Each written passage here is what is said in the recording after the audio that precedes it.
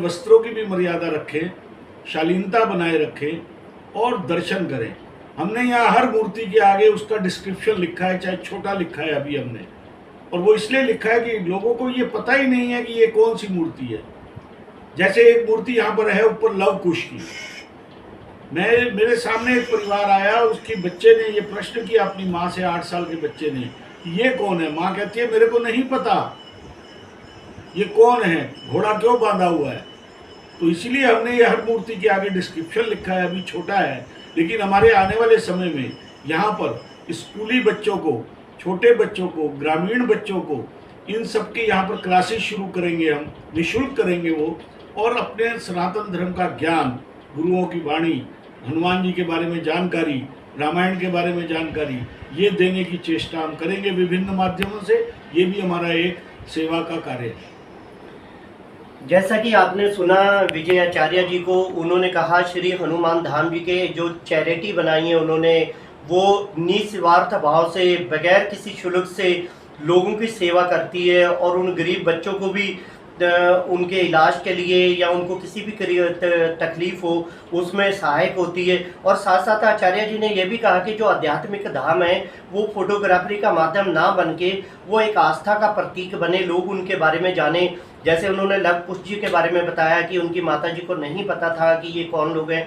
जब तक हम अपने गुरुओं की वाणी को अपने जीवन में नहीं उतारेंगे, जब तक हम उनके इतिहास को नहीं पढ़ेंगे, जब तक हम आध्यात्मिकता से नहीं जुड़ेंगे, तब तक हम कितने भी मंदिर, कितने भी गुरुद्वारे, कितने भी चर्च, कितने भी मस्जिदों में जाके दर्शन कर लें, हम वहाँ पे दर्शन करके वापस तो आएंगे फोटोग्राफी करके, लेकिन आध्यात्मिकता से अपने जीवन को उस रास्ते पे कभी नहीं ले जाएंगे जहाँ एक अच्छाई का प्रतीक है।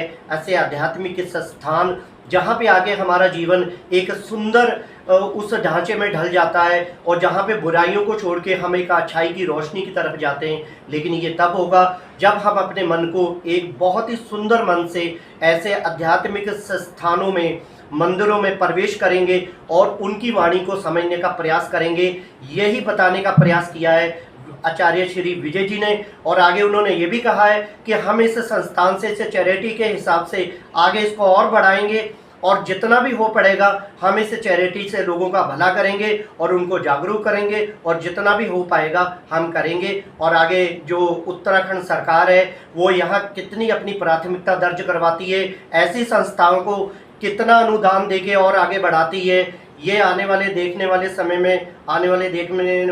में देखने वाली बात होगी। लेकिन फिलहाल सरकार को भी ऐसी संस्थाओं के सामने आना चाहिए और इनको आगे बढ़ाने के लिए इनको उत्साहित करना चाहिए। और सरकार की ये जिम्मेदारी है कि ऐसे जो आध्यात्मिक संस्थान है उसको गोद लेके या उसके लिए अनुदान देके या उनको फ्रंट पे लाके मदद करनी चाहिए, ताकि इन आध्यात्मिक संस्थानों की वजह से उन गरीब लोगों का भला हो जिनको देखने वाला कोई नहीं है, जिनकी जेब में पैसा नहीं है। ऐसे ही आध्यात्मिक संस्थान है, जब देश के ऊपर कोई आपदा आती है तो वहाँ पे ये मील का पत्थर साबित होते हैं और उस वक्त उन लोगों के दुख सुख में खड़े रहते हैं और कितने लोगों को उससे राहत मिलती है, कितने लोगों का जीवन बच पाता है, ये आप देख चुके हैं कोरोना काल में। और आगे भी जीरो ग्राउंड से ऐसे और भी किसी आध्यात्मिक स्थान से मैं लाइव आप लोगों के साथ जुड़ूंगा। आप देखते रहिए पब्लिक लाइव। मैं गुरदीप सिंह, अपने सहयोगी कैमरामैन हरविंदर के